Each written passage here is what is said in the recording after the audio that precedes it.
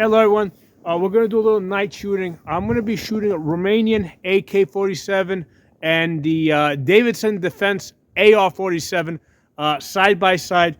We're going to be paying attention to both the noise and the muzzle flash. We're going to go AK-47 first, okay? Romanian AK-47.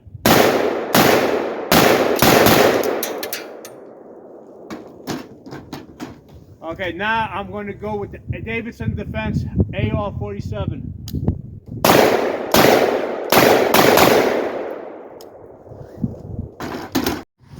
Give you guys a look at the two guns that we shot, okay? So both 16-inch barrels. Main difference to me as a shooter, first of all, loading the magazines, the AR style magazine, a lot easier to load. And you know, with the AK guns, I mean, if you look at the Russians, I mean, how do their pistols load, right? They pretty much slip in through a magazine weld, okay, rather than lock in. So that's a big thing with ARs. They are a lot easier to load, especially in the dark when you can't see.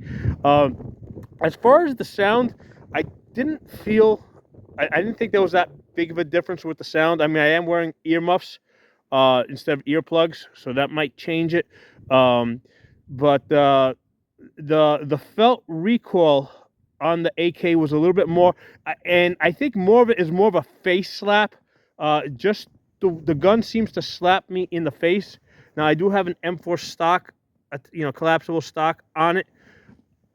It might be that AKs were intended to be used with heavy wooden stocks, but the AKs, AK-47s, they tend to slap me in the face regardless how how I position the gun. Like we got 4 points of contact, right? Your two hands, your chest, and your face on the gun. I definitely feel a face slap with the AK-47. Absolutely nothing with the AR-47. So the AR-47 is definitely a lot easier to shoot, especially if I'm shooting like benched or prone and trying to get precise shots at distance. That face slapping of the AK-47 can get really annoying. But the biggest difference is the ability to just easily put a magnifier behind that red dot. There's no way I can put a magnifier behind the red dot on the AK-47. And I've discussed this in other videos where I've tried using the side mount with like an LPVO. It sits too high, it flexes too much. If you push down on it, it moves.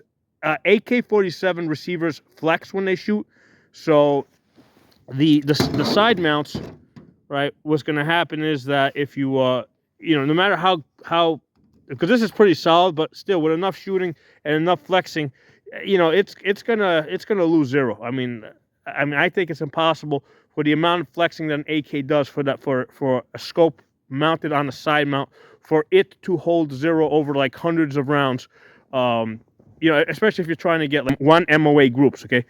Getting one MOA groups, even with a steel case on the AR-47, I mean, I've hit it a bunch of times, inch and a half, very regularly. The 1-inch group, I got to work at it. Usually I get 4 out of 5 shots. I have hit 5 out of 5 shots for one MOA. Okay, so, but anyway, I'm looking forward to seeing what the muzzle flash looks like on these two guns. I had a chance to watch the video with the muzzle flash, and I mean, there wasn't that big of a difference in the muzzle flash or the sound. I think the muzzle flash on the AK was like a tiny bit bigger near the muzzle. I didn't see any bullet streaks or anything like that. With the AR-47, on the first shot that I fired, there seemed to be like that first bullet seemed to have streaked. Now that might have something to do with the ammunition, because none of the other shots after that left like a bullet streak or tracer behind it. And the flash on the rest of the shots was pretty, like, there was hardly anything there. So no major difference in my opinion. Let me know if you guys think differently. The thing that made the biggest difference in the night shooting was loading the magazines, okay? Because when I went to load the AK magazine, I did slip a couple of times doing it in the dark, and I do have lots of experience loading AK magazines over many years, and still doing it in the dark without the ability to see. Yeah, I slipped. The AR magazine went in very easy, and I did it a bunch of times just to test it, and yeah, it went in really easy. That's the main difference.